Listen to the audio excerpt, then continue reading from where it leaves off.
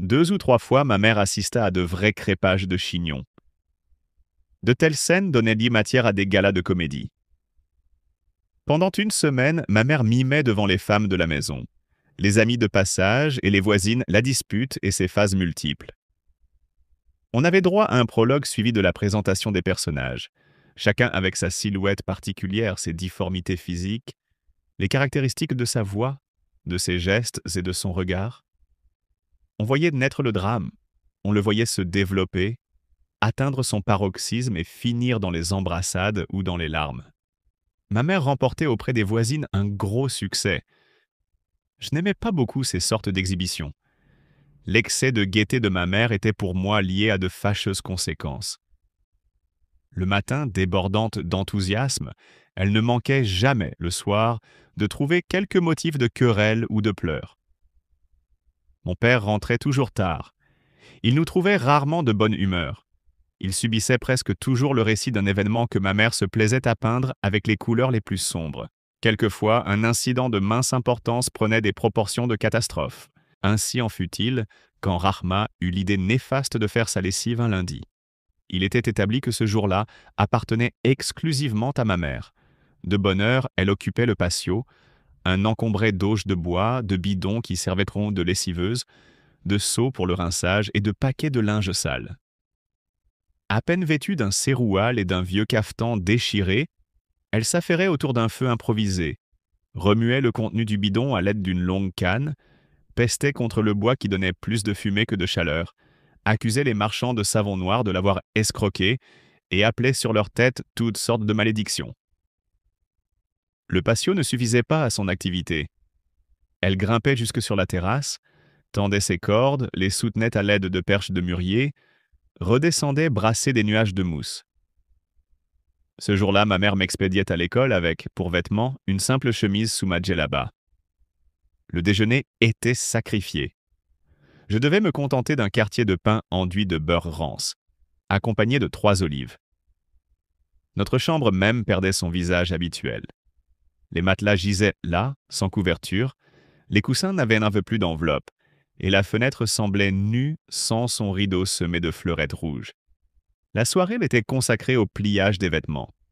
Ma mère prenait une chemise toute froissée et sentant le soleil, la déployait sur ses genoux, la regardait par transparence, la pliait, les manches à l'intérieur avec application, presque avec gravité.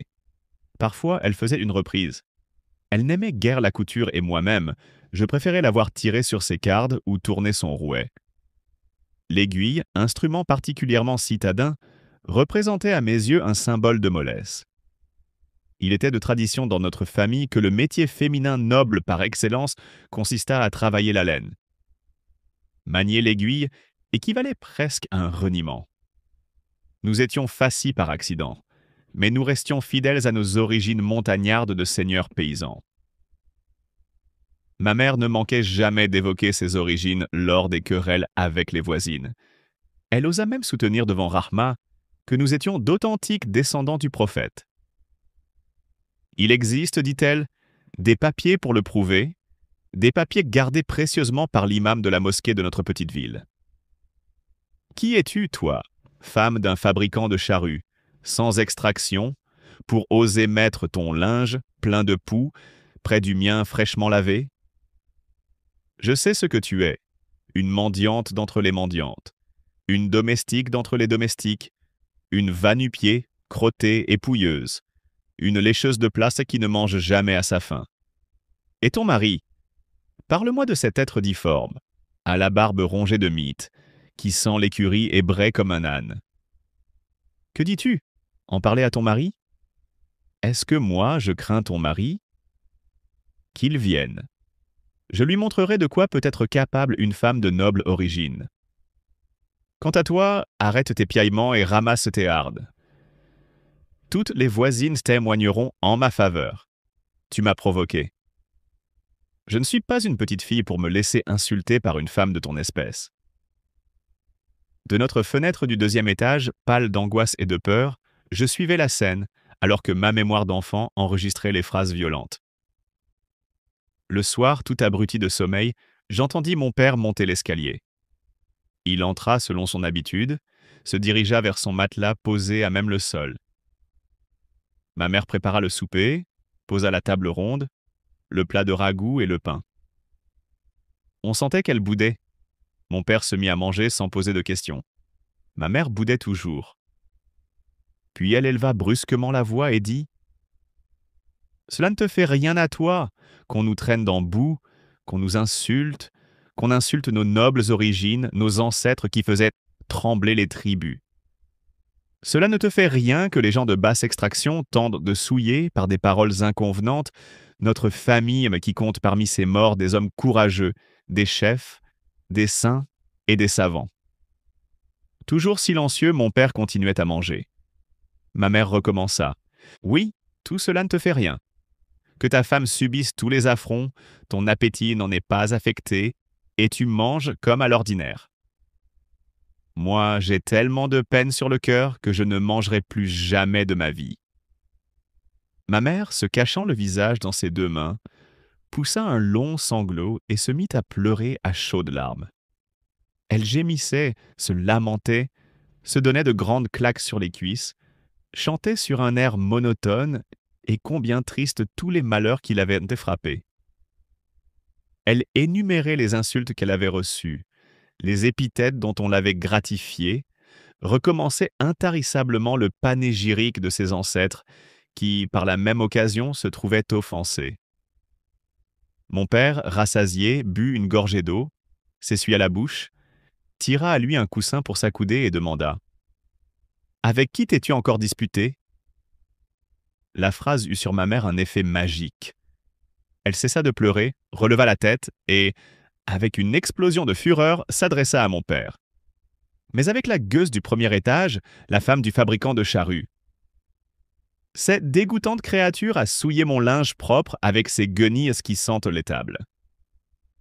Elle ne se lave jamais d'ordinaire, elle garde ses vêtements 3 mois, mais pour provoquer une querelle, elle choisit le lundi, mon jour de lessive, pour sortir ses haillons.